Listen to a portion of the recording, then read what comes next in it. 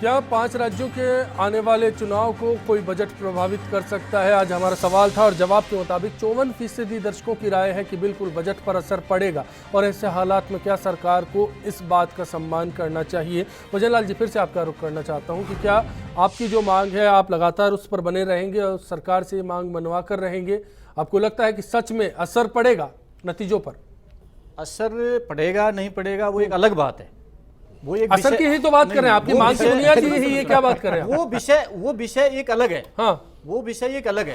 परंतु कभी भी जब चुनाव की आचार संहिता लग जाती है तो बजट की घोषणाएं नहीं होनी चाहिए। और जैसे आम बजट आए मार्च में आते हैं, 8 मार्च के बाद जैसे ही अपने नतीजे आ जाएं उसके बाद आप बजट ला सकते हैं। उसमें आपने जो घोषणाएं करनी है, जो जनता को वायदे आप लोगों ने किए हैं, सरकार ने जो वायदे किए हैं उन वायदों को पूरा करे और खरे उतरे, हम उनका सम्मान करेंगे।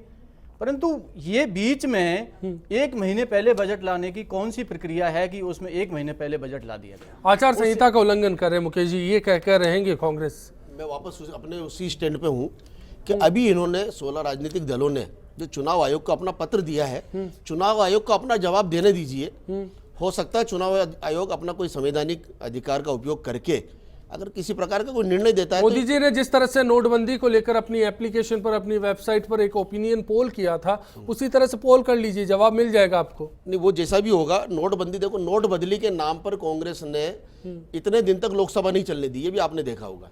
लेकिन न तो खुद सुनने के लिए तैयार थे, न बोलने के लिए तैयार थे। जबकि माननीय मोदी जी के जो नेतृत्व में सरकार है, सरकार ने अपना पक्ष रखा था कि हम संसद को सुचारू रूप से चलाने के लिए तैयार है, विपक्षी दलों को सभी को हम अपना जवाब प्रस्तुत करने के लिए मौका देने के लिए तैयार है। उसके बावजूद भी क्योंकि कांग्रेस के पास में या विपक्षी दलों के पास में, आप दोनों को भरोसा करना चाहिए वोटर पर। वोटर ने सब कुछ देखा है, उसके नजरिए से जो गलत होगा उस पर वोट लगाएगा वो।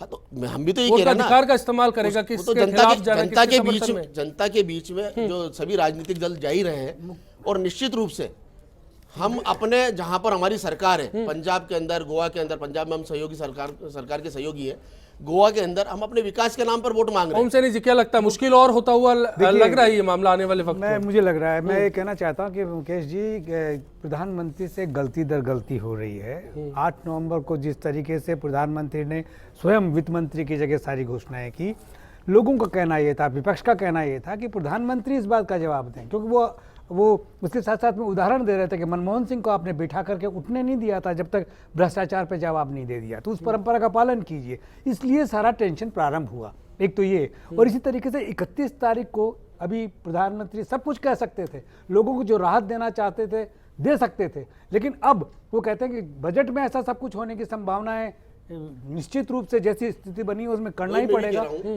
तो ऐसी स्थिति में बड़ी दिक्कत हो जाएगी। हम भी वही कह रहे हैं कि एक चीज कहना चाहता हूं, चाहते तो कर सकते थे। क्या रहेगा? भूल गए प्रधानमंत्री, ऐसा नहीं है, प्रधानमंत्री कोई मजाक, प्रधानमंत्री ने वित्त मंत्री का दर्जा निभा दिया ना। सबके पूरे देश के फैसला किया है, मंजूर कीजिए। विपक्ष को साथ में लेकर चलना चाहिए, ये हमेशा संसद। चलिए, मैं फाइनल कमेंट के लिए जयसिंह कोठारी साहब आपके पास भी आना चाहूंगा। तमाम तरह के ओपिनियन भी आ गए, बाकी लोग भी मानते हैं कि ये मिक्स नहीं करना चाहिए।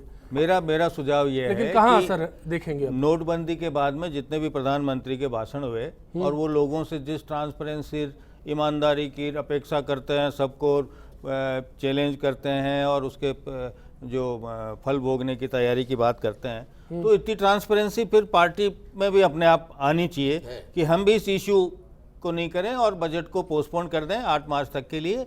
तो कोई इसमें दिक्कत नहीं है, क्योंकि ये मान लीजिए अभी ये 1 फरवरी अगर नहीं होती और अगर 10 मार्च को बजट पेश होता तो क्या होता? एडवांटेज है तो वो बना रहेगा कहीं ना कहीं, अगर फ्रंट फुट पर आप है तो। अब अच्छा बुरा उसका क्या होगा वो नहीं है। मैं तो जब ट्रांसपेरेंसी, ईमानदारी की बात करते हो तो ये एक उसका जवाब है कि फिर ठीक है, सरकार भी इस इश्यूज को अपना नहीं करे और बजट की तारीख को आगे पोस्टपोन कर दे। चलिए, जो भी नतीजे हैं उन पर भी बात होती रहेगी। फिलहाल आज डिबेट में इतना ही।